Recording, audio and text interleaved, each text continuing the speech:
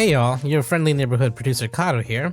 Wanted to let you all know that this episode is a special holiday re-release of the very first Waypoint After Dark, a Waypoint Plus exclusive until, well, right now. This was recorded just before Waypoint Plus officially launched. Austin is on it, so you'll hear Austin, Patrick, and Rob reminisce about the early days of Waypoint. It's a great episode. I hope you all enjoy.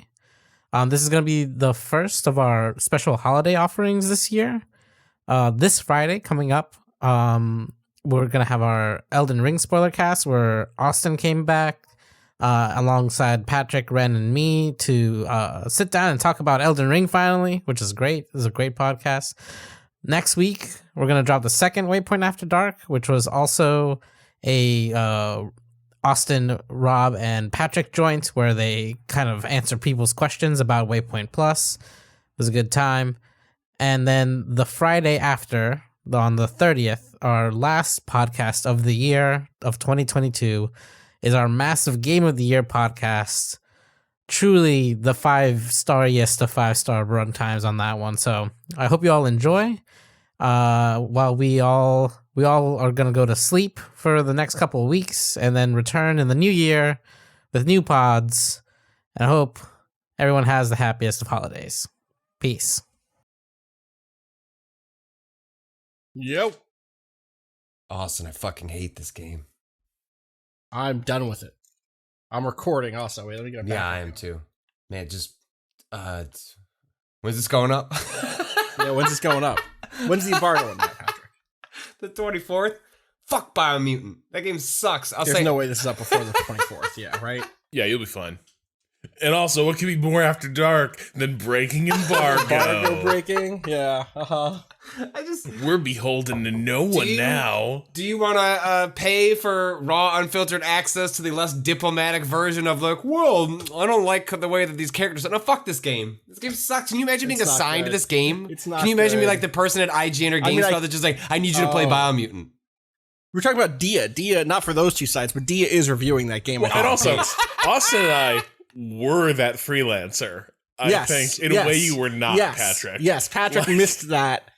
No, Y'all I was recording, right? I reviewed 7 platform versions of Harry Potter instead of reviewing these games. You know, I found my path. That counts. You were that before in the before time.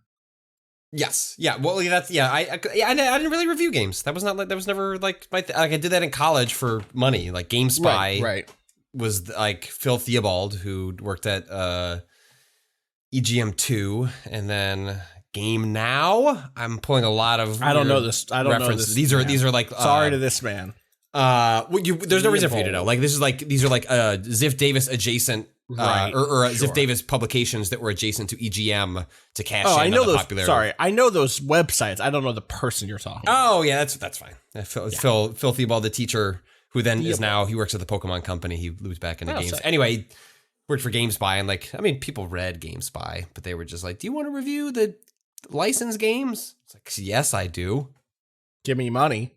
So I never reviewed the Biomutants of the world, but I don't worry. Man, I wanted that game to be good. That game got buzz every PAX for go read years. like Reset Era. Like every time there's a trailer, it's like, oh, check out 9 minutes of Biomutant. It's a pretty game. It's a pretty game. And I think taken in like 30-second chunks, the combat looks kind of neat. Yeah. It's easy to trick yourself and to be like, oh, that looks kind of that looks kind of good. 30-second chunks. That right there is the Austin Walker seal of quality. I'm just saying, it's easy to trick yourself when you see the range of combat options at play until you realize like none of them feel. You don't know until you hold it in your hands. Until you hold it in your hands, you're like, none of these weapons feel for a game good. that like the moment you see the map, you're like, oh, this game's 40 hours. Right. It's a long one. I played 90 minutes and I'm like, Oh, is that as far as you got? I got like 5 or 6 hours in and I'm like, I'm good. Yeah. Well, I finished Village a little while ago and I was like, I gotcha. I'm not going to start a Returnal run. So I was like, I guess I'll boot up Biomutant. And I'm like, you know what? Austin did it for me. I don't we timed out is? So I've been recording, but we should time out is. Me too. Time to not tell Kato that we're recording. Oh my God. He's not going to kill us because he knows this is a possibility. Yeah, but we didn't confirm. But it's late. There's also a chance halfway through this he's sitting in bed or something, and be like, am I gonna get? Do I still have to do a recording? And it's not bedtime for Kato. Kato is still awake. I would imagine Kato is still awake, but it's too late for me to... We set very clear expectations. Kato should never expect a work thing to be happening at 11 p.m. That's true. Yeah. We're just respecting boundaries. Except for our own. Well, but we're on a special occasion. I just wanted to get drunk. Sorry. Hang on. Rob, you don't need us here for that. Yeah. Well... It's better than doing it alone. Yeah. All right. Time about it is 10 seconds. Sure.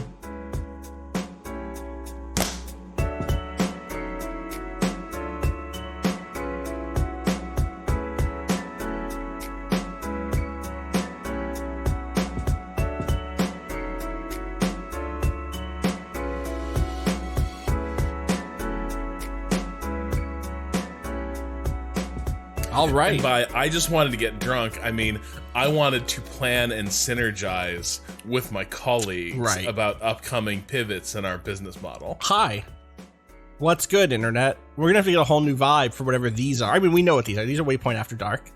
You'll know this because it's probably titled that in an RSS feed. Thank you. Step 1. Thank you. Yeah, if you're here, you're family. Here. Wow, we can't use that. That's someone else's. Well, what are they going to... Okay, so all right, so if the lawyers have gone through the trouble to pay for a Waypoint Plus subscription and then send a Vice like a cease and desist, you know what?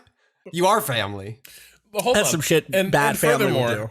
I think we can win that in a walking court because it's not when you're here, your family. We said if you're here, your family, which has a whole different vibe. Distinct. It's more ominous, and we're a different goods and service. We're a different goods and service category.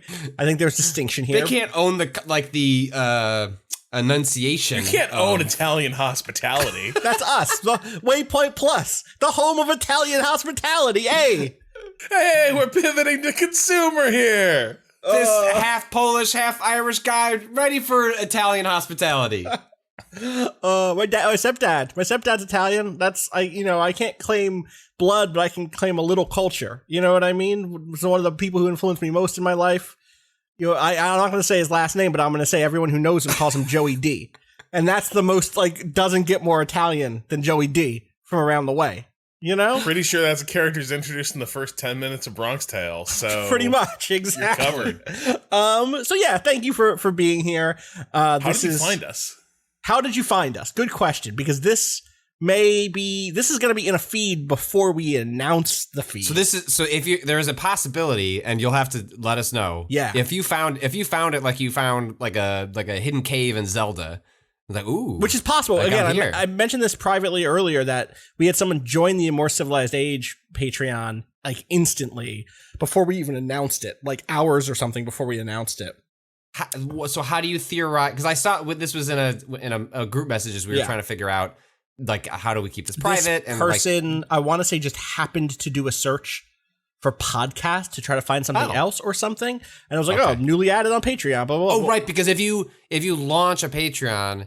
It must go somewhere. Right, exactly. It's up. Because I remember, this is an After Dark. There were back when Patreon had there were better terms you could agree to. Yes. There were long discussions with a bunch of us of should we just register a Patreon page so I can lock into the earlier rates? Patrick, Natalie Watson did that, and that's the one we're using for A More Civilized Age. I'm also still sitting on one, but it's an older one. We didn't know, which I guess is the beginning of the story. Actually, I never hit publish because I was scared to death of someone finding consequences. It. Mine is up. The Austin Walker Patreon is up. I have to go in manually every month and turn it to don't take money from anyone this month. And it slipped a couple of times. I've had to refund money. You can do that? Yeah. You can launch it, but every month you can go in and be turn that shit off. The reason we're saying this is because the rates got worse on Patreon. So we were all we don't know what the fuck is going to happen with our future. We should just at some point in the next 20 years, I could see a reason for doing that. Of course. Absolutely. Proof is in the pudding. Briefly, thank you for being here. I also want to thank Kato for editing this. He's not here right now. Thank you to Kato. Thank you to Rob Zacny for pushing like doing a lot of wrangling and focusing on this over the last month or so.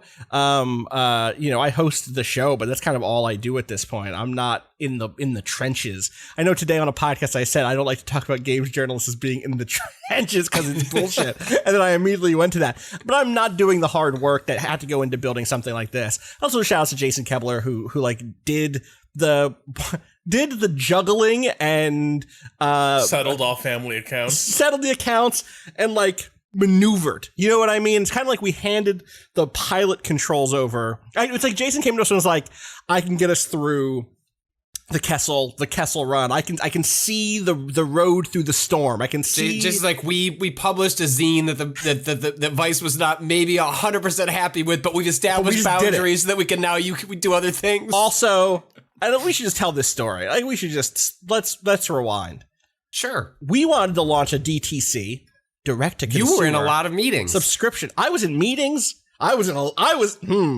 One day, there's a version of this story where we can tell specifics. There's an after dark that is years that's from now. That's like an after Vice After Dark. Do you know what I mean? That's like we put this thing to bed, or I don't know. Maybe we could tell that story with the approval of I think other people involved from the outside. Sure. Yes. Do you know what I mean?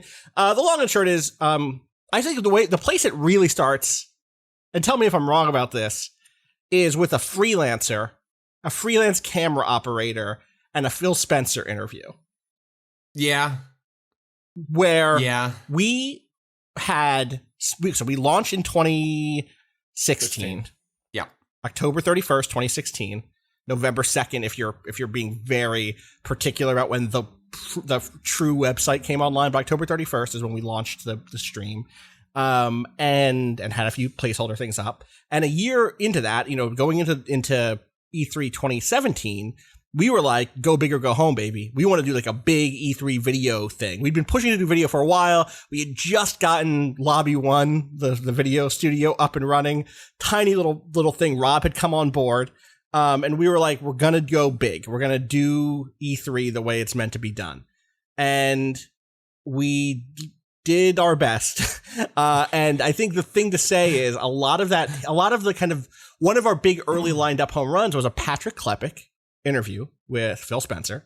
I have a long history of just like securing Phil Spencer. Well, and you got him early. You got him day 0 or day -1 or something, which meant we could have been. It was right at like I think it was not long after their event, like their press. Right. I guess press. It was like immediately after. And like the last interaction I had with him was like he follows me on Twitter, but like we don't regularly talk. Yeah, and then. Like last generation, I like barely used my Xbox because everything they did like PC ports. Right. And so there was one time not long after Jessica was born. So she like around this time is happening. She's, I don't know. So this is like the summer after, right? So was Rob in the first year? Or was that in the second year? Maybe Rob wasn't there this year. Was Rob not there first year? Right. It was I can't. I was you there came for 6 months in. E3. Yeah. Okay. Yeah. Right, I forget. Danielle and Danielle was back at base that year, and then Natalie was back at base that year. Right. Natalie was in as an intern. That was the first week of Natalie's employment as an intern, which is funny. Because I remember I had taken a photo and put it on Twitter. I was like, look, I used for my Xbox controller, like a teething thing. And my daughter is just like eating it. And he like tweets me publicly and then like drags me at this interview. But we had 15 minutes and which is a lot when you're talking about like someone who represents the whole fucking thing with like Xbox. Yeah, especially for us. Like right. We were still, teething as a site. And it was like it started out bad. Which was, we have 15 minutes, I believe was the slot, which is pretty normal. Like, this is not usually, even if you're a higher profile place, maybe you're getting 30 minutes. You're not like getting an hour with Phil Spencer. He's too busy. So, 15 minutes, you want to maximize that time. And so usually you want to show up, ready to roll, minimal amount of like establishing banter, catching up. So like you're doing that for 2 or 3 minutes, maybe you incorporate in the interview. And instead, it went on for like 5 or 6 minutes while the freelance video person we never worked with again, not because we like gave him a bad review, it just never we didn't have our video people out with us, and so Vice was like, we know a guy out there who does a decent job. We're in LA, and they're like, we have an LA office, we'll just get someone to come out that we work with, but not a full-time LA production person, just like someone who does some shoots now and then. Didn't bring a tripod. Nope. didn't decide to put the camera on a table and just let it shoot. Yep. Tried to shoulder hold it and like drop to a knee and balance it perfectly. Not the shaky vibe. Camp, Blair Witch Project style. Yes. And I remember the reason we were so irritated was like there was like a couple bits of news in there. It's like, oh, we could break this out. Yes. This will do well on socials, as they say. And it didn't I didn't believe like someone spent like the roughly 24 hours trying to fix the shake. 24. Nah, dog, that was the whole week. It threw everything off. We didn't get that video up until the end of the week. And what ended up happening is we did end up getting extra resources. Basically, we shot like a ton of video that week. And the whole thing was like, we're going to open with a banger and then do daily drops. And all of that was off by a day and a half, 2 days. And that Phil Spencer knew didn't drop until the middle or the end of the next week. And so we ended up coming back from that with like not great numbers. You know, we our podcast had done super well. Huge spike in the podcast figures. Also, it was just a fun time. Like I think we found a lot of our event voice in that event. We all busted our asses to like go to a bunch of appointments. We were able to talk about things with the kind of direction we'd like to talk about.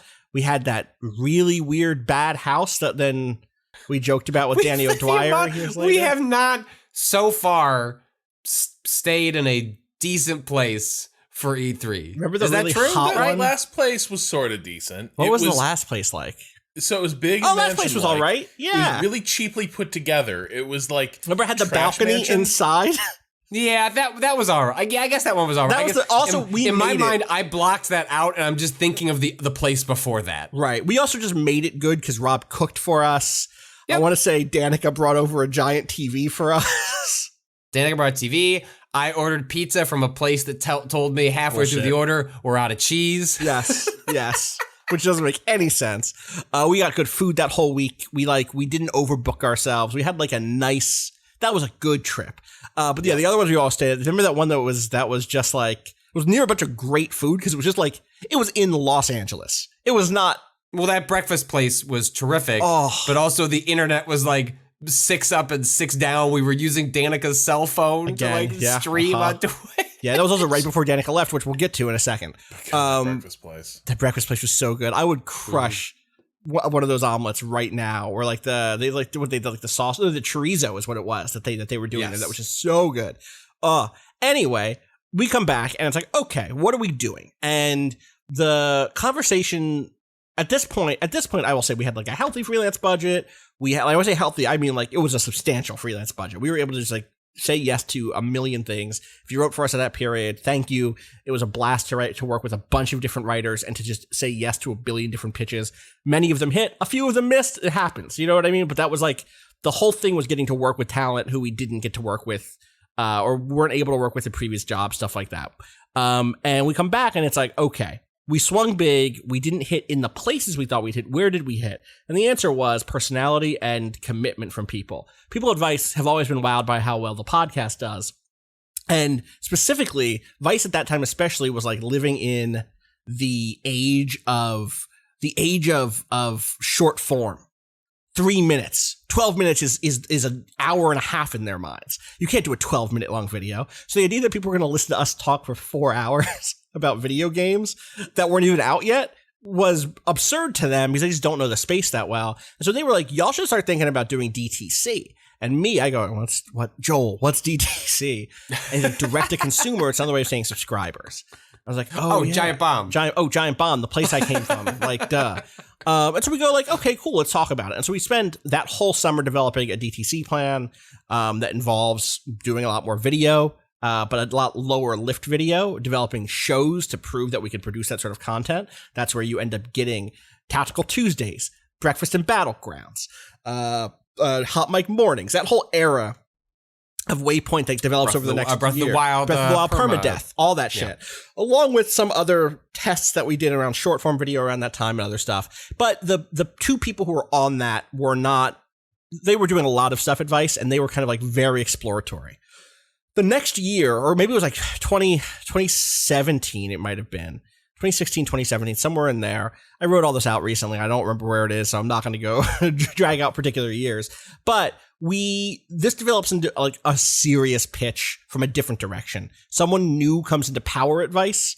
above my boss. My boss gets a new boss, and this motherfucker he's gone now. And I'm not going to like drag his name through the mud or anything, but his perspective is much different. When he met me, he told me that that he had done work with video games before because he was part of the sale of game trailers, which if you're from the industry, you understand means firing a bunch of people at game trailers because you're offloading it from a portfolio of assets. It's like, you met me and were like, I fired a bunch of people you might know. That's not a good look. Very tech focused, we're going to bring Vice into the new age, editorial's going to change, blah, blah, blah. And in many ways, he was deeply frustrating. He was also the person who ended up killing the Waypoint brand and all the other brands and folding us all in. But he was also an asset for us because he deeply believed in non-editorial coverage and wanted to give us the runway to develop shows across podcasting, video, etc. He's the person who gave us the green light to go Be Good and Rewatch It, to do lore reasons and all the sort of exploratory, throw a bunch of shit at the wall model. He's also the one who was like in charge of greenlighting a DTC thing and trying to push that along. And he dragged his fucking feet on it for so long that it ended up being a key part of why Danica left, because getting the yes on that would have allowed her to stay and like grow with the company or grow with Waypoint rather than go off and be part of Vice. She was also splitting her job between totally. At that point, she was doing Waypoint and I want to say Thump still at that point. Yeah. But also was just like, the only way people like associate her as like, oh, Danica, right? Like, but she did working so publicly, fucking hard, yeah, absolutely. But she had to do tons of shit for other people, behind the scenes. And growth would have meant going into the Vice social like engine, not continuing to build a community and raise the profile of Waypoint and the work that she believed in here. Not that she didn't necessarily believe in the work that other parts of the company were doing. I think she worked for Creators Project for a while. She touched a lot of different places in that company and was really good. And there was this window where we could have made this really big swing, where we were going to get to hire a bunch of additional people and blah, blah, blah. And this dude dragged his feet on it. And so at that point, Joel and I were like, this is dead. This DTC dream once and for all, we've lost talent over it. We've lost someone we care about to I just remember when you had told me they're talking about like building a proprietary video player. I was like, okay, well, it's not going to happen. Happening. It's not going to happen. Totally. It's like, that's so not a years chance. pass. In my mind, it's a dead dream. I don't know how many times in the Waypoint Discord or on the forums I've been like, listen, I know y'all are saying you want to do this. The numbers aren't there to do it in the model we want to do it.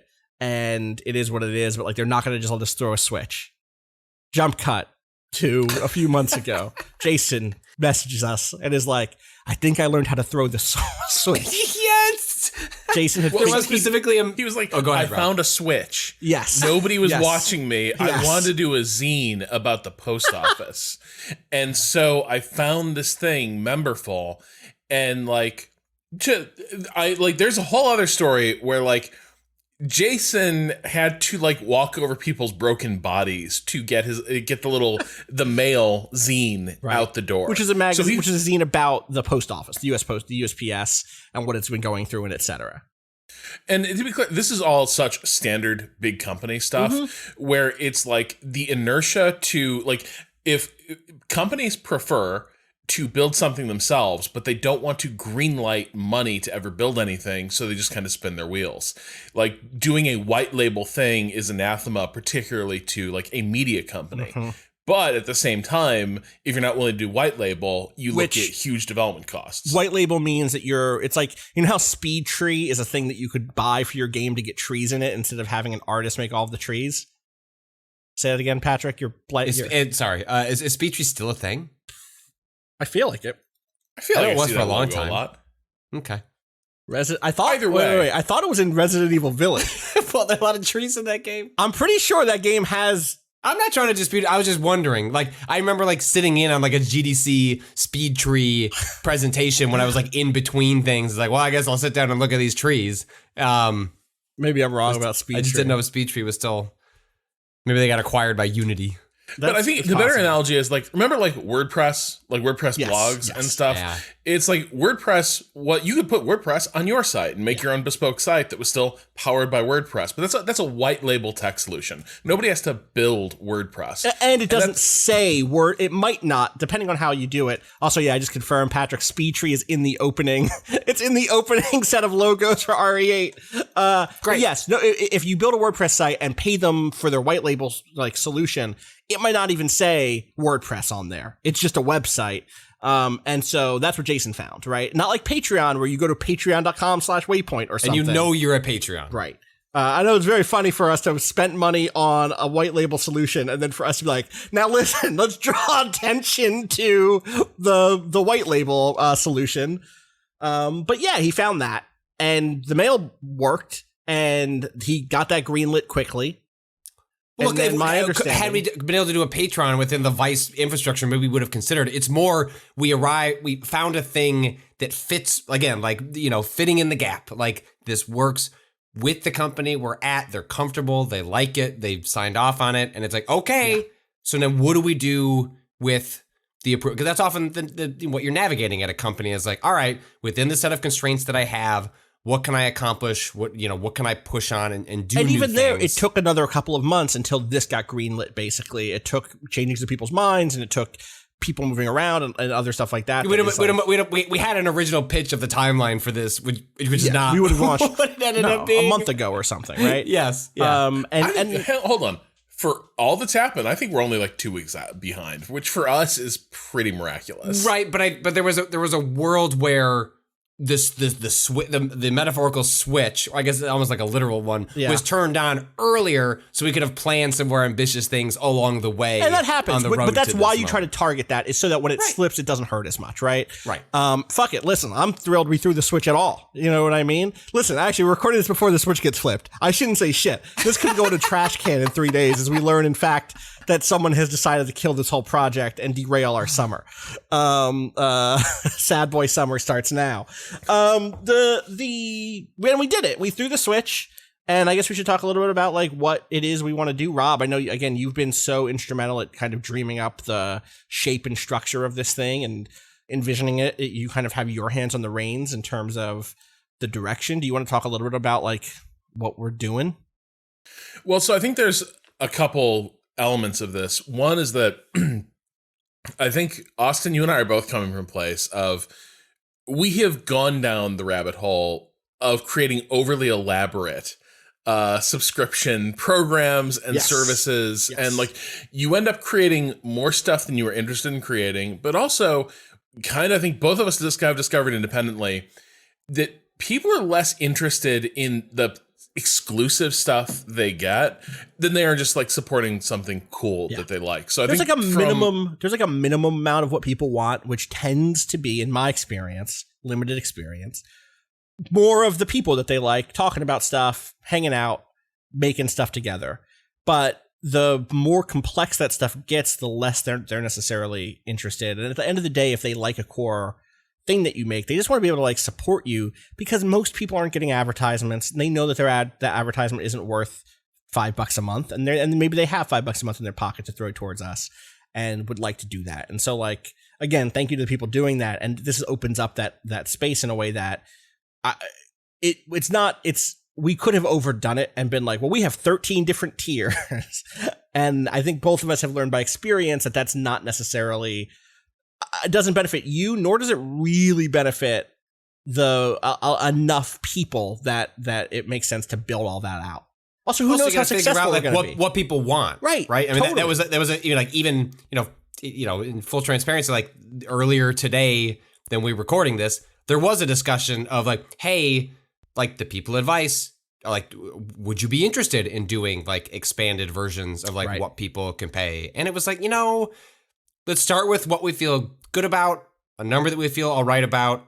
And then there's always an opportunity to do different. Right. If lots of people say, I would love to pay you more for more stuff, we'll think, you know what I mean? That's the thing. We can cross that bridge when we get there. Right. But to start with, we felt like this was the right call. And I think that also reflects a lot of like the offer as it was. Like, Rob, when we were talking about this originally, I think we both went back and forth looking at the stuff, the Patreon type stuff we've done before, trying to figure out how much of it's locked up, how much of it is just the sort of like stretch goal unlocks this for everybody type stuff. And I think we've hit a pretty good mix. Yeah, I think that sort of the way this is still very much a work in progress. For instance, we're not sure how you're listening to us right now. We're not sure if you're supposed to be hearing us right now. Just the whole unrolling of this is a beautiful mystery. But I think the main thing is that one thing we're very comfortable with is having some side conversations that aren't like core to Waypoint Radio, like this, or like maybe stuff like Waypoints ends up becoming something that subscribers could get on their subscriber feed. Right. But the thing we weren't down with was like, there was like one thing that was pitched was, hey, if you have a really good like bit in the middle of a podcast, cut that out and save it for the subscribers. We're not doing that. Like, that's like not the stuff that Kato goes like, put that in at the end. Like, no, actually, now that's just going behind a wall. It's like, no, well, you need to put in the effort to figure out what you're actually putting there for it versus the thing I definitely don't want to do is be like, we're cutting the best piece of the cake and putting it only over here for people who are paying us for it. Like, no, the Waypoint Radio is going to remain Waypoint Radio. You know, I don't want to take things away from that. It'll still have weird tangents. It'll still today's episode we talked at length about The Prisoner. The idea that I would take that and be like, Kato, cut that out. That only like that. There's a world. There's a different world, right? Where we would have identified after the fact, like, okay, actually, we should talk about The Prisoner in a longer way. Let's do a different recording or something. Go watch the first 2 episodes of The Prisoner, like shorten out what was in that podcast, and Kato will make it flow and nobody will know, how the original recording went. Right. So I think where we ended up with was, for starters, some of these very easy things that could be fun for people to listen to and fun for us to record are some side conversations, like us just shooting the shit as we occasionally do late at night about random stuff. So if you're one of those weirdos who's like, man, I love it when Patrick and Rob and Austin just start ranting about their shitty football teams, boy, is your ship come in. It's going to get shittier than ever. I'm pretty optimistic about both of our seasons this year. I truly am. I truly am. I'm feeling cannot good. wait but to that be only 6 and 11. Right, that's the thing. Because it's not 6 and 10 anymore. But with a future. With a future. if and when it begins to fall apart, it'll get great. It'll get fantastic. Or like, another thought is not the sort of maybe overly elaborate version of Waypoints we had by the end, but just more like us shooting the shit about cool stuff we're into at the moment. The OG Waypoints, the original, bring a thing to share with the class, shout it out. Right, but not prepare a lecture and quiz your fellow panelists about the contents of that lecture. And I think a lot about people tweet it, I think probably all of us, about books we've read, about music we're listening to, about shows we watched, and like, I tend not to reply to that stuff because I actually tend to be very busy and being like, I don't know, do I want to recommend this at this point? But I do like to share that stuff in a broad reaching way than in like a random person on Twitter way. So like having that outlet to do that could be really fun. But I think the really key thing here, though, is that this model enables us to start doing, just as Waypoint, stuff that was taken away from us really suddenly. And so, fingers crossed, as this succeeds, one of the arguments that we made back when you were first pitching direct to consumer, and one of the things that is now explicitly sort of part of the plan here, is that us having an audience who enjoy the content we make makes it make sense for us to make more of that content. And so like one of the things that is crucial to this is, if this takes off, like, they're going to let us start streaming again, basically. Like, when this conversation regardless happened before, and not just for subscribers, it's worth saying. Yeah, we also contemplated that, and we were like, we're going to be streaming to what, like 80 people? Like, it's just on YouTube somehow. Too quiet. Yeah. Yeah. But I think the other thing, and this sort of goes back to some of what you were speaking about a few minutes ago, Austin, anytime it turns into, well, why can't Waypoint just stream? Because if we're out there not doing something to create some kind of revenue for the company, they're going to be looking, well, okay, well, do the streams bring in the revenue? Right. And I think y'all are savvy enough to know that, like, the scale it would require to support a staff like Waypoint, off of streaming is not a reasonable expectation, and we would have to stream more than we want to. Well, but it was also the case even when we did that, we were in a weird spot where, like, part of the difference now is, like, there are numbers, there are metrics, there are things being measured against. There is Rob having less editorial duties as he, like, oversees, like, you know, managing, like, week to week what we're doing with this. But like, when we were doing a lot of the Twitch stuff and we decided to turn on subs, it was kind of weird because people were like, should we sub? And we were like, I don't know. I mean, I want like to prove that, right. I want to show, but we can never get fully behind us. it because, look, like, even in this scenario of, like, what we're doing now, like, don't have the illusion, like, you know, you subscribe to Memberful and it, like, just goes into our bank accounts. Like, that's not how that works. But it's more about proving out interest in a thing that allows us to dedicate more time, and that number is being monitored and justified, you know, up against, you know, things like page views and things like that. Whereas that didn't really exist before. And so it was like, I don't know, if you sub, I mean, that money goes somewhere. I don't know if it helps us. And so you can never, like, kind of, like, full throw to get behind it because it was just like, I don't know, like, actually maybe go sub for somebody who, like, could use the money. Could use the cash. So go in their pocket. It wasn't ever going to touch our bank account. No. And when I say that, I don't even just mean our personal tied ones. To it. No. There was, and it was not going to go to, like, a freelance fund that we had or something like that. And it wasn't, and in general, it wasn't, like, moving the needle as far as we could tell in terms of giving us more freedom or latitude to do what we wanted to, right? And so, like, it was just somebody above us was like, Twitch is interesting. I don't know, keep give and people again, a lot of it was Twitch. developmental. A lot of it was like, make some shows so that if we make this pivot to DTC, then you'll be able to slot these right in, right? Which would have been frustrating. What I will say is, like, I think this model, the way that we're doing it now, has given us more control over what it'll be than what that previous look would have been, which would have been very micromanaged, technocratic, top down. You know, ROI and what was the word that got used a lot that I've forgotten? It was another acronym for something. Oh man, there was like another word for Joel would come out of meetings fuck. and then, like, tell me a bunch of phrases that, like, it's like a different word a different way of saying metric, like a quota. It was like damn, I forget what it is. But you know, that style but of, here, like, it's just goals. people who sub, right? Like, otherwise, like, we've had quite literally no conversations outside of what do you guys want to put into this? And OKRs. KPIs and OKRs. KPIs are key performance indicators. OKRs are objectives, key responsibilities. Key responsibilities. That's correct. I believe that's right. I believe. Those are both standbys of the performance eval racket, which Vice doesn't have anymore. Now it has Culture Amp. And approximately once a week, we are forced to look deeply within ourselves and contemplate, are we being fulfilled by Vice? Every time I did one of those we have to do one once a quarter, roughly. It feels faster than that. I feel like then there's the year-end one that's separate from the Q4 but like, during COVID, it was especially nightmarish for me personally because it would be like, what do you want to accomplish? It's like, I don't know, like my kids to go fucking back to school, like to get through the day. I was like, you know, like, what do you want to do in the next couple of months? I was like, what do you want me to fucking write here? And like, I just made it. It was just an exercise in knowing that like Emmanuel and Jason were going to read. And I know maybe it gets printed out and archived somewhere, but it was just like, you guys fucking know the score. Yeah. Like, I hate my life right now. Like, this sucks. Like, you know, I'm writing as much as I can. In the middle of like the 2020 lockdown, when they revised the like self-reflection survey, and suddenly there were a bunch of questions like, how are you doing? You all right, boo? You practicing self-care?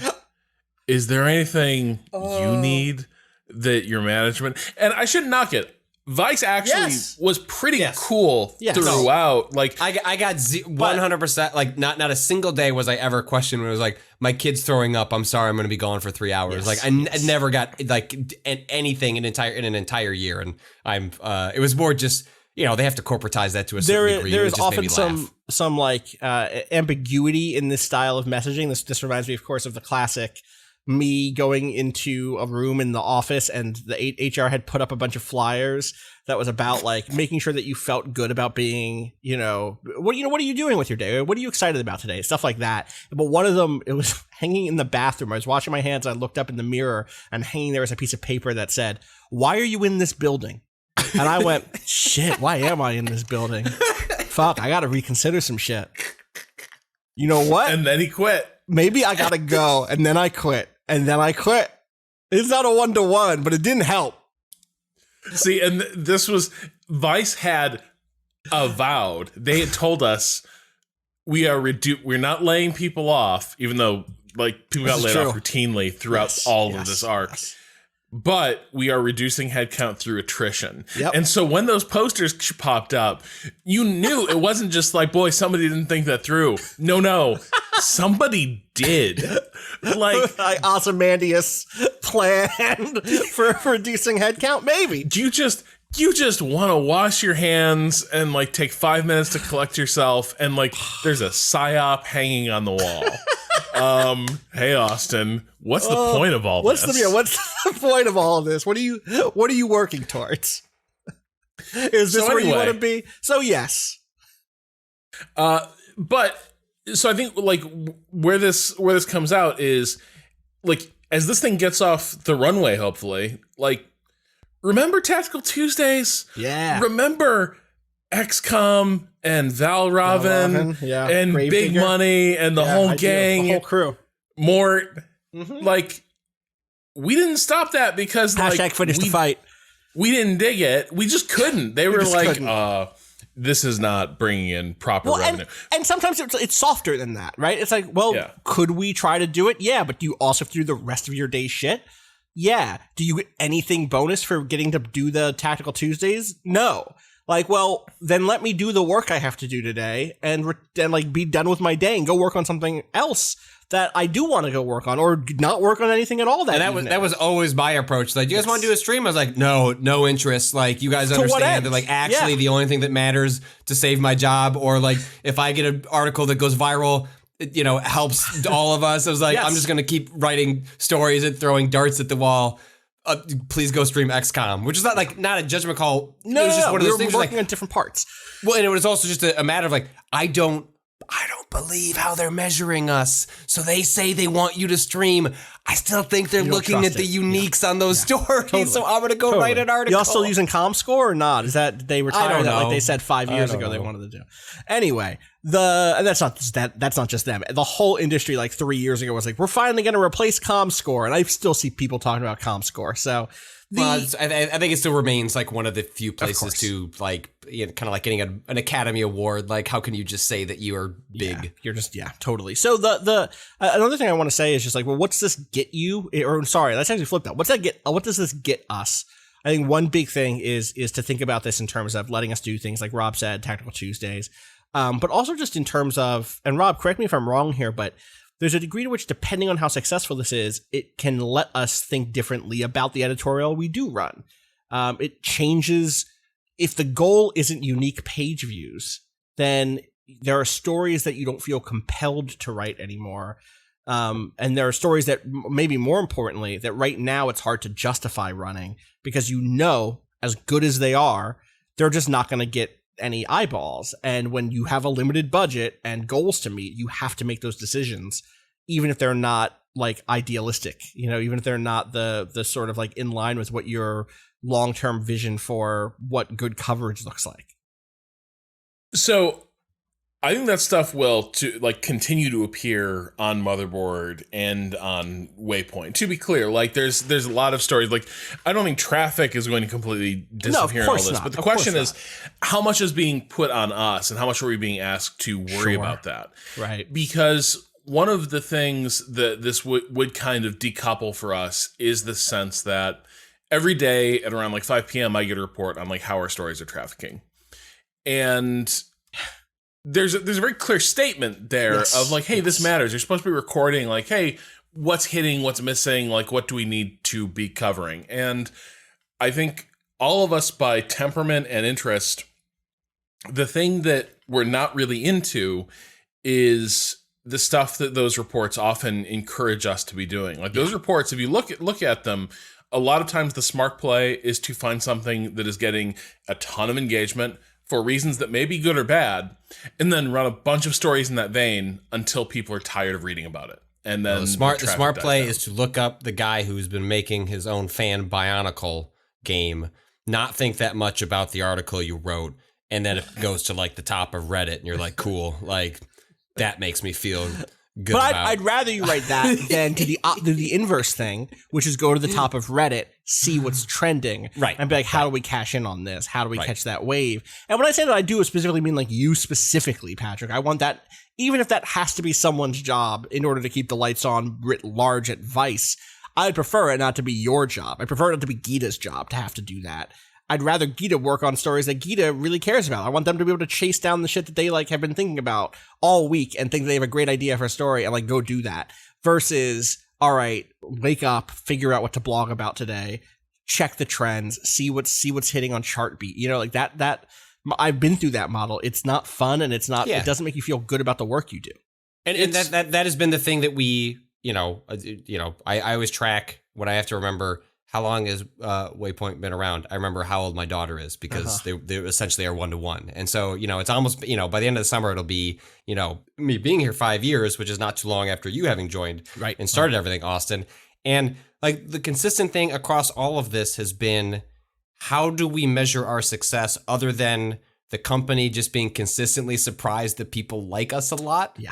And like one of the things that always came up was whenever we would raise money for charities and it was like, holy shit, folks, people really like what you're doing.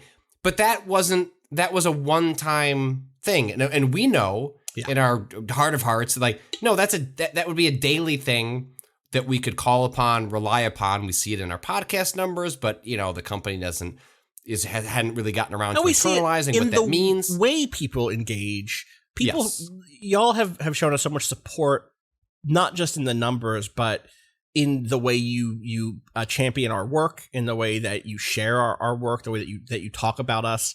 I really think that there were really rough times and really hard times over the last 5 years. I've said this before, but we did not know we were launching a website going into the Trump years and then into an international pandemic. We didn't know, and it would be very easy at any point for us to just like hit the lights and been like, well, we gave it a shot. And I think a lot of the reason we've stuck through it is the way people engage with the work, the way people want to contribute, both as direct freelancers, but also the way people write in letters and like vibe with us in Q&A or in like the question bucket. All that stuff has been so rewarding over the years, and it's hard to point to that and look at a manager. Again, Jason is good, but like, look above that, or look at someone in the traffic department basically and be like, this is just as important to us as something going I truly viral. Do think some of those charity drives like saved jobs, saved the site, because there were just over the years enough times that like a weird number would stick out. Like sometimes we would, do these charity streams and we would get an executive to send an email to be like, look at what they did. And frequently it was well-meaning and well-intentioned, but there would always kind of be a little bit of vibe of like, what are they doing? Like, that doesn't make any sense. But we didn't give them any support. How did they do it? And because there were no numbers to back that up. So like, that's kind of like, the wraparound point here is like with Memberful, it's like, well, wherever this goes, it's like, that's a number. Like, that's something we can point to. That's something that like for our bosses, we can point to. It's like, look, like this is tangible, ongoing support that allows us to make informed decisions of how we spend our time, whether that is streaming, podcasts, editorial, like that is, it may not necessarily like go into our pockets, but like it goes into our time and like and that changes that time. Exactly. Kato, for instance, has been spending the last year, more than that now, 18 months, splitting his time between Waypoint and Motherboard, working on cyber. He's done a good job on that. Like, I'm not taking away anything from there when I say I'm really happy for Kato that he gets to focus on Waypoint now. Kato joined up with Waypoint as a social editor after Danica left. immediately showed us that his talents were in production. One of the first things Kato did, shout out to Kato, who hopefully is editing this presumably, so is hearing this, but immediately showed that he could create excerpts from the podcast to put on social, on Twitter and Facebook, which was incredible. And then from there it was like, well, it makes sense to have him grow into a dedicated production resource. And as audio and podcasts have grown at Vice, those talents have gone on to work on things like cyber. And at the same time, I know that what Kato wants to do, because I know Kato, we get lunch together, or we used to get lunch together, we work together in the same building, and we talk through stuff. Like his heart is in video games. He wants to work in the space that you see him in. And this is a way for us to immediately bring him fully back on board to help develop this out. And that's incredible to me that he's going to get to do that. And hopefully that is an indicator of, as this grows, what we can do with your support, right? Rob, it looks like you have Rob did like a great whole head back, think deep. No, I was just thinking about when this first got broached, and I was like, hey Kato, like I know you've been doing really well as a producer here, and you're on all these interesting projects, and so I don't know if you'd be interested in this. Like, that sounds like a career track, but would you be interested? Yeah. What if you were just I don't know if this is gonna be a thing. Like, this might take you away from cyber, but would you be interested in being full-time Waypoint again? And kind of like a vapor trail, just yeah, no, okay, good. I'll wrap that up. I'll wrap that shit up, and we'll be back full time on Waypoint. Love it. Also, again, shout out to Kato, who I think we give Kato a lot of shit sometimes for various idiosyncrasies. I will never stop laughing at the last time we did E3 in LA. Oh, all the times he was like, shit. Like, what's wrong? Is everything all right with equipment? Oh my God. And then flashback. And he'd be like, no, it's fine. I left my keys in the kitchen. I was like, okay, well, the kitchen's right there. But hold on. Because also he was running this incredible production This suite is what I'm saying. off yes. a USB-C. Yes. Off of one USB-C. And it was continually melting down. And so you really didn't know. You couldn't know. If it was just oh man, I left my drink out in the kitchen. Or if it was, we stopped broadcasting an hour ago and we stopped recording anything 15 minutes ago. Yes, you just couldn't know. Also Kato, during the most recent save point where we were doing it from home, managed to put together a solution where we were streaming to his house. He was switching between title cards, incredible work to make that as smooth and as successful as it was. And we all kind of came into that. First of all, I was hands all the way off on that one, because that was, I think, the first save point since I fully left. And so I had no idea what the setup was going to be.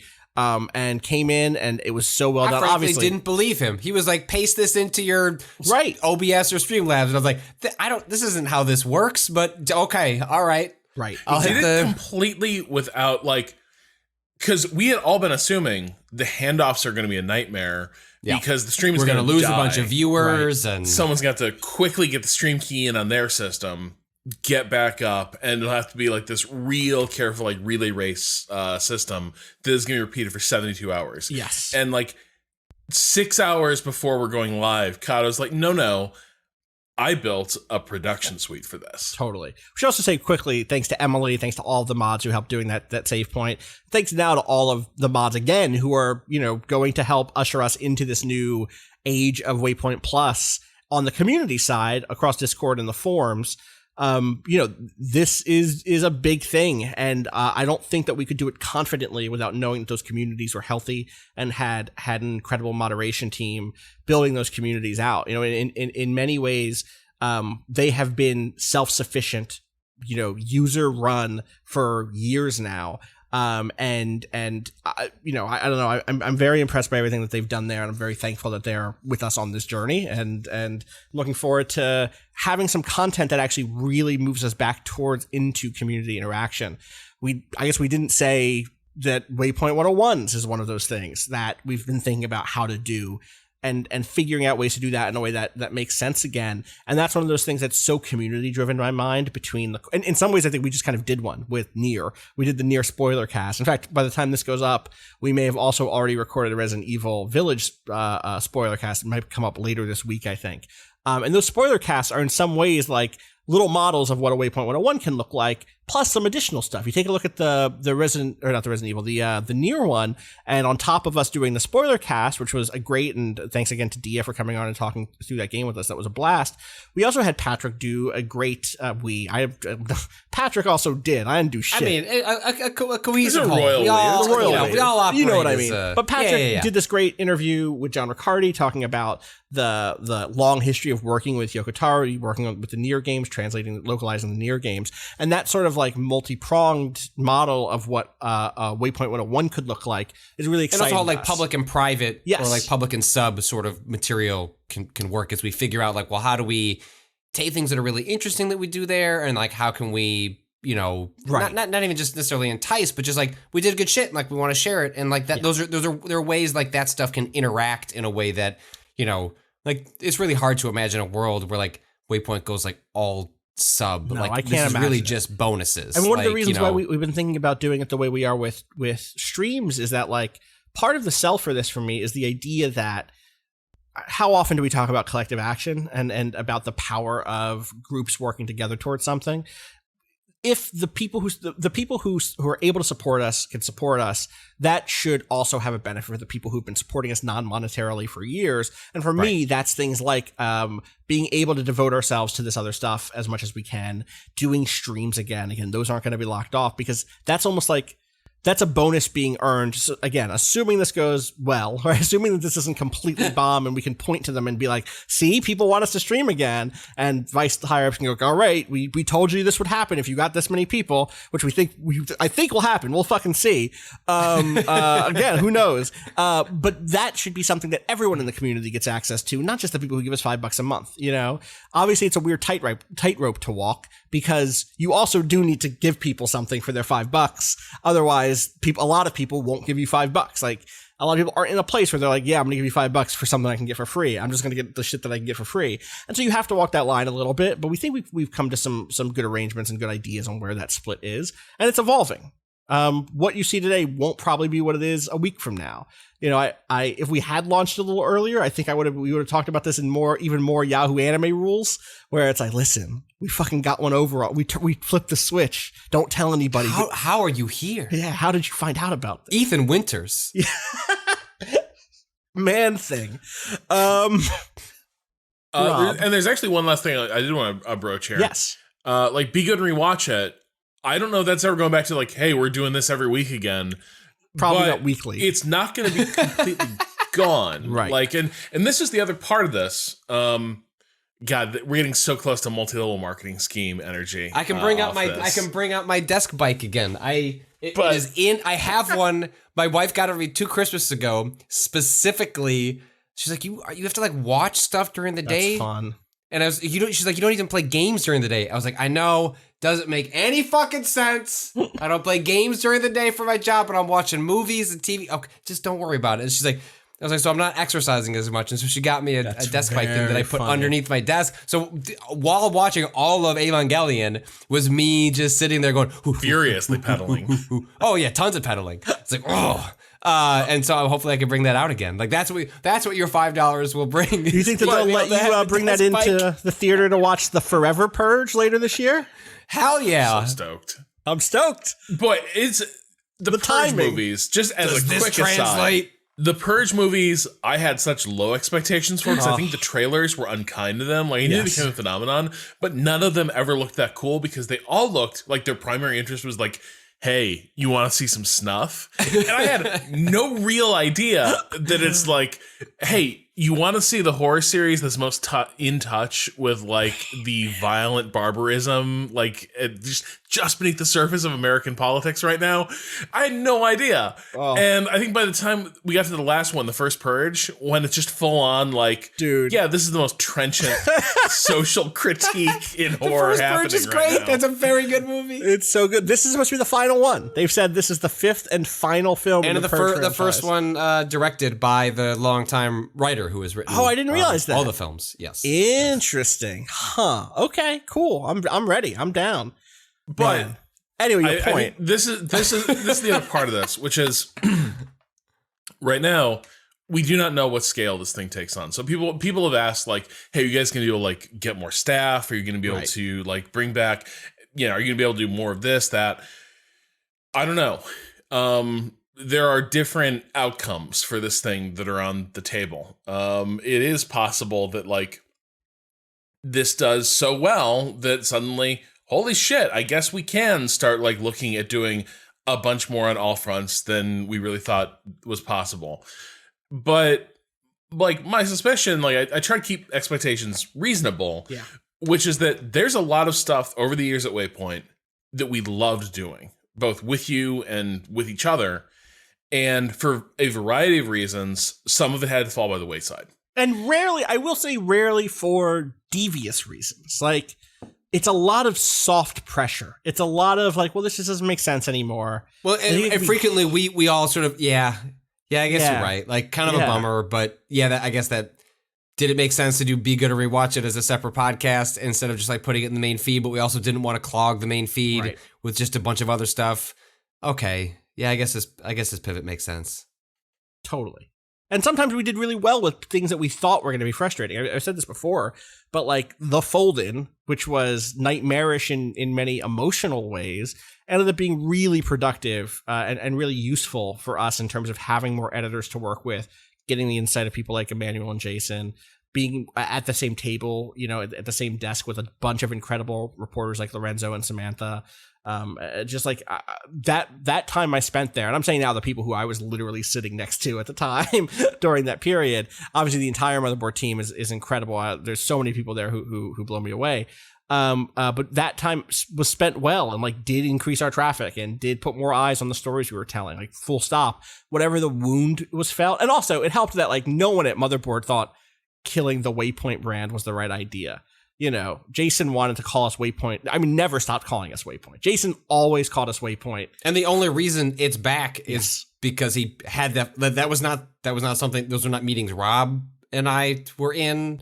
I think Waypoint might have been, I think Emmanuel might have been the last man in the foxhole for Waypoint to an extent, because he was the one who was like, what if we brought it back? And I think a lot of us had reconciled ourselves to like, no, we're like, we live under Motherboard now, and like that isn't how we saw things going. But right, like if it is now, it makes more sense. In some ways. But I mean, at the time, But like with something like this, it does make more sense because like this is something that we are taking ownership of and really trying to put our own imprint on. And it's like if it's purely just the advertisers are confused that it's called Vice Games or Guide to Games or whatever multiple things kind of run through the gamut. But like this is something where that kind of all comes together and it makes a little more sense. But like those fights were fought by other people who believed in a thing that we had all went like, it's cool, we're good. Like like we've all moved on and we'll just figure out what's going on going forward. And yet we find ourselves in some ways coming full circle. Yeah, we should say too. Like I mean, if that wasn't clear enough, that like. When the Waypoint brand came back and we were like, this is happening. This is kind of weird, but it's back. We really downplayed it on the podcast. But honestly, we were not. None of this existed. None of this existed. None of this was on the table. There was no master plan that we could see. No, the opposite again of Ozymandias, the reverse. We were told like, hey, now that we're flipping the switch back to Waypoint, kind of from an advertising perspective, do you guys want to do a big stream? And quite literally, like the response from Rob and I. And also looping in Austin was like, no, that feels kind of disingenuous. Like, because it's over. Yes, it's great. It's great that we can sell ads better because that's something we've been talking about for 5 years. To sell ads better on the podcast and things like that. But if we're not bringing back what people think is Waypoint, like, what are we doing a celebratory stream for? And like this then weirdly enough came across, not too much later. And actually sort of lines up credibly with like, okay, yes, like when we think of what does Waypoint mean, well, it means Halo Waypoint. It means a couple of different restaurants. I was just it means occasionally a podcast at the end of this hour thing. What's with that podcast on Twitter? What are you doing? Bro, calling yourself Waypoint Podcast? Like, come on. Like, so like, I'm not mad. I'm just a little disappointed. Did you see they put out a statement? No. Oh, what link? Give me that link. Okay, hold on. Keep talking. The thing I was going to say really quick is this isn't even the first group because there's another group out there called the Waypoint set, which I was like, the Waypoint set, that seems like, and this was years ago, but really a shitty band name. But those folks seemed to be very nice. One of them followed me, and I was like, you know what? Take it back. I'm not good here. Band name. Good band name. I didn't like I barely talked to this person, but was totally just like, all right, cool enough. This new thing, I was like, damn, really? Like, we ain't even in the ground yet. How come? What happened? Why'd y'all start a new thing all by yourselves and name it the thing that we do still? I don't know. Maybe they looked and they were like, no, that shit's corny. Fuck them. Do a tweet May here 11th. for us? May 11th. Okay. May 11th. So we've gotten some questions. This is at Waypoint Podcast. So we've gotten some questions in light of recent events. I don't know what that means. About question, why Waypoint? Well, here's a quote from our own. I don't want to. Someone at the site. Sure. When we were coming with the name, what do we think about Waypoint for the channel name? It's due to us all coming together for a common goal. Okay. Tweet 2. At that time, we did not know about Waypoint Radio, but some of us did know of Halo Waypoint. We figured since we were coming at it from a content creator perspective and having our show, The Grind, be our cornerstone, we might be able to make a name for ourselves. All right. We all knew it would be a tough climb going with that name. We all agreed on Waypoint because that is such a great meaning behind the name to us. We have no bad blood. It's any of the larger outlets with Waypoint in their name, and we just wanted to make all of this known. So we're a large outlet is actually what I take away from. I mean, listen, dude, compared to tweets. these folks who are like doing, and it's not a dunk on them. Like, these are people who just want to like do a fun thing. And we get health insurance. That's like, how are you doing for the content creation like side of your business? We get health insurance to do this, so I get it. Like, it just cracked me up. Like I mean, look, finding names, figuring out stuff like that is extremely difficult. You can even the Halo, you know, like do you want to act like there weren't like long conversations where legal had to figure out, can we do Waypoint, knowing that Halo Waypoint at that point was still kind of a thing, but it's still gone on for a little while. But legal was like, it's fine. It's like, okay, I don't know what that means, but I guess we can do it. Anyway, I nothing but love for anyone who's trying to make anything out there. I don't have any hate for these folks. And look, please do not. It's called title check because you can fail it. Yeah. Like, you can roll poorly on your title check and you just end up with a name you maybe shouldn't have. Let me tell you, I might be involved with another podcast that, like, it turns out after we were like, yeah, we fucking nailed it, right?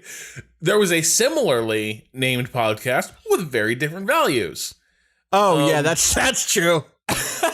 I forgot about the More Civilized podcast. See, it's when you call when you call it a More Civilized Age, I think you can sense the sardonic undertones of what we're saying with it. When you're saying the More Civilized podcast and also tweeting about how maybe some TERFs don't deserve all the shit they're getting. Again, please don't go yell at people on our behalf. I'm begging you. I'm just, After Dark, Yahoo Anime. We're bearing this an hour in and we're trying to trust you. Please, like dead ass, I will cut you from this shit.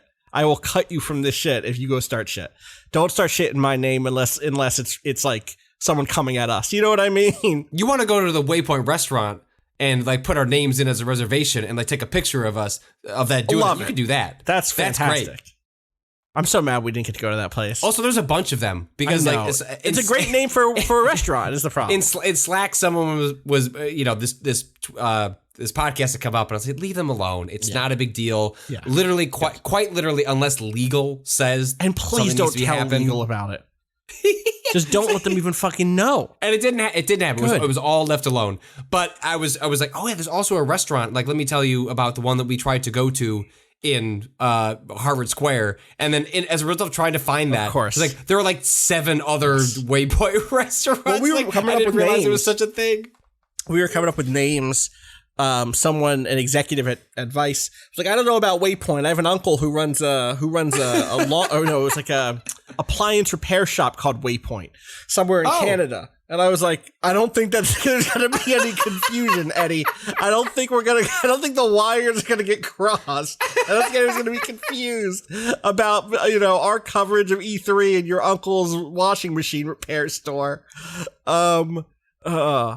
Yeah, no, it's wild. It's wild. And I think like that journey here has been, I just should also say briefly, I'm thinking about now subscription stuff and the timeline on this. I do want to say briefly that just to shut this shit down immediately, the timing on this has nothing to do with the recent departures of Giant Bomb. My love goes to like literally everyone at Giant Bomb. Y'all know how deeply I love everyone who is still at Giant Bomb, the folks who left. And I know that there are like, you know what, the reason I know it is because after those dudes left, immediately Twitter lit up with a bunch of conspiracy theories about contracts and about everyone thought they knew some shit about why Vinny, Brad, and Alex left that website. And I just immediately want to like dead that before it can even get out, before this podcast even ends, that there's any sort of like, well, Vice only said yes because the timing is just not that, right? The timing on this was months ago. If anything, but if there are 20,000 subs, I will talk to Brad about what he's up to, and I will see what happens. I think it's a good idea. If we get 20,000 subs, we get I will have a conversation with Brad. That's what I will promise you. That's a stretch goal. If we get 20,000 subs, shit, a lot changes around here. We might fold in all of them into our thing. Fuck it. Let's go shopping, baby. Kato, cut this part out. Nah, leave it. If we get 20,000 subs. 20,000 party with ice the cream Giant party Bomb guys. with the Giant Bomb guys. I'm flying everybody in. But I remember like when the news broke, like because it was a couple weeks after this conversation started that it became clear like things were going to change at Giant Bomb, and we were immediately like, this could look weird. Yeah.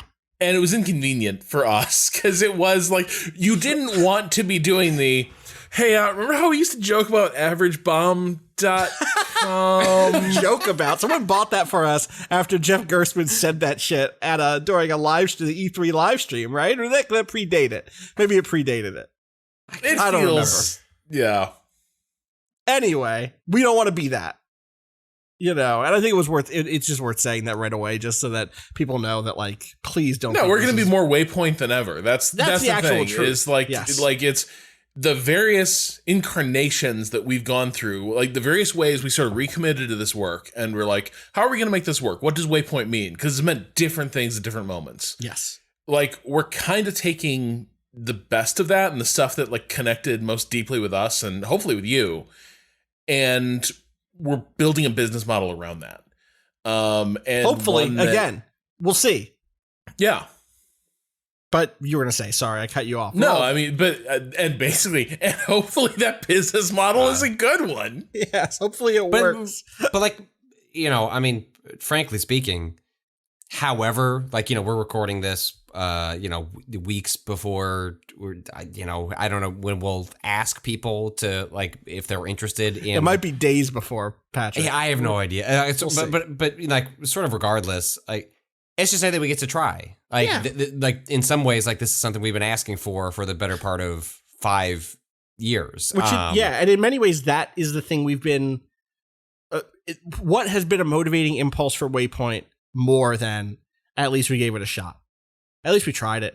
Right? Like, from the jump, the reason. Like, I like, if for some, you know, if somehow this doesn't work out or like doesn't result in like a transformative process for like how we run our editorial, like that will bother me less than finally just be given the opportunity to see, well, let's just see what we could do. Yeah. See how that plays, because at least then that better informs, what do you do from there? And that was always the frustration was, well, just give us a chance, because every time we've given the audience a chance, every time you've given us a chance, I feel like we've always, like, you know, knocked it out. And so just like, let us do the thing that we know we do well, and let us, you know, ask the audience to do the part that they do well, which is always, you know, work in collaboration with us and reward us for the community that we built and together. And so it's like, even if this flops, even if like at the end of the summer, we're like, well, gave it a shot. Didn't work out, but at least we gave it a shot, and like that's exciting in and of itself. I mean, it's weird because like I feel like saying that is like, well, I'm being self-deprecating just to make people like feel bad. And it's like that's not true. No. Like it truly is. Like this has been a long journey just to get to the opportunity to ask people if they're interested. You get hired, you fly out to New York. This is the summer of 2016, and I remember it as clear as day. The last thing we say to each other before you get before I got in the cab, before you get in the cab to go to the airport, was like, maybe this lasts 2 years, but it'll be a fun 2 years. We'll see how it goes. And now we're coming up on 5 years later, which is wild to me that this has lasted that long. It like blows me away. We are now at the point at which I 5 years ago today, I would have been deep in conversation trying to decide if actually, no, by now I probably accepted the job because E3 is in 3 weeks or something. Right. And I'm telling people at Giant Bomb that I have to quit.